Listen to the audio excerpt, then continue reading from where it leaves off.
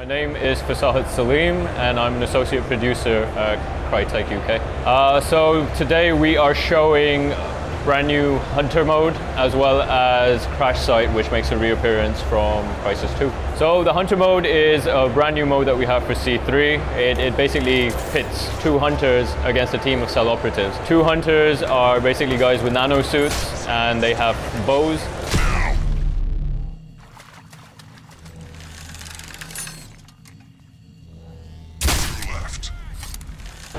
They're invisible throughout, and their aim is to go and kill all of the cell operatives.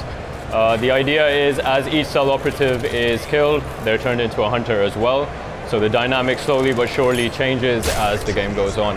It's interesting because each of the cell operatives have just a gun as well as EMP grenades, which they have to use wisely because they only get one, and it's what lets them see the hunter just before they die, possibly.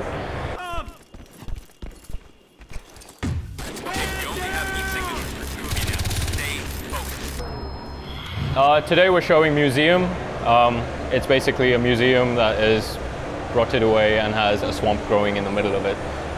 It's an interesting map with various levels of verticality, and it's an interesting, very eerie place to play, Hunter especially.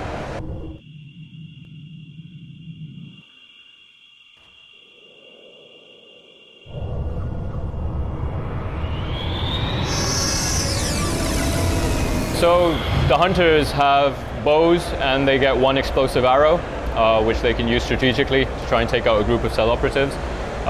Whereas the cell operatives themselves have a selection of loadouts that they can choose before the round begins.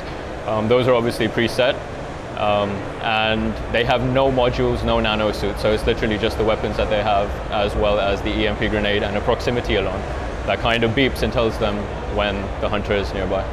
The other mode makes a reappearance from Crysis 2, that is Crash Site. Crash Site is basically a capture and hold game mode. Two teams are fighting for pods that are dropped by a drop ship at various locations throughout the map. Think King of the Hill, but the hill keeps moving around. No, so there are some changes that we've made. Some of the changes are basically interactive stuff. So now players can actually interact with the pod itself, pull off parts of it and use it as a shield, use it as a weapon, use that shield to protect their team, use that shield to fling across the level and kill an enemy. We've got loads of different interactive events scattered throughout the maps where players can actually pull out poles from the ground, pull off plaques from the walls, use those as shields as well, swing, take out enemies. We've introduced alien weapons to each of the levels as well.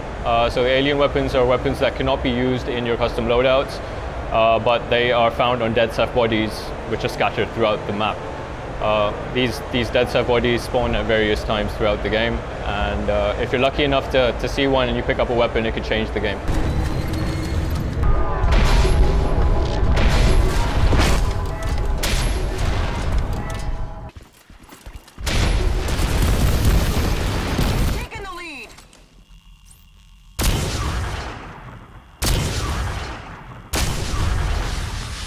No, so we've introduced some new weapons, we've introduced some new modules.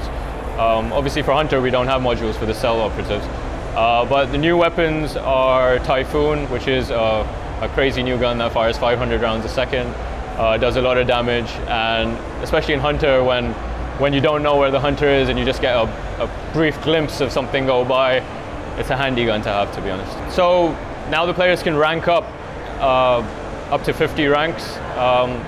But what we've changed this time around is players can actually see what they're going to unlock as they rank up.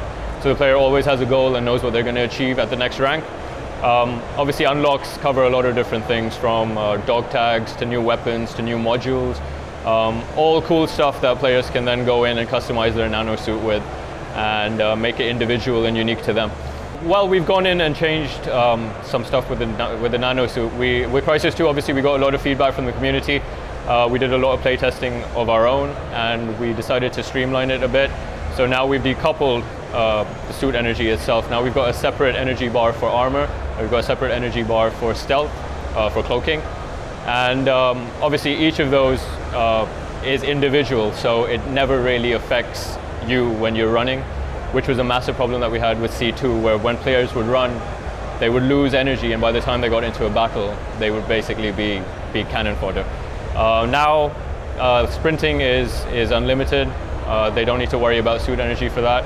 And the only time that they will actually lose energy for stealth is when they're in stealth. The only time they'll lose energy for armor is when they're in armor. Release date is February of 2013 on Xbox 360, PS3, and PC.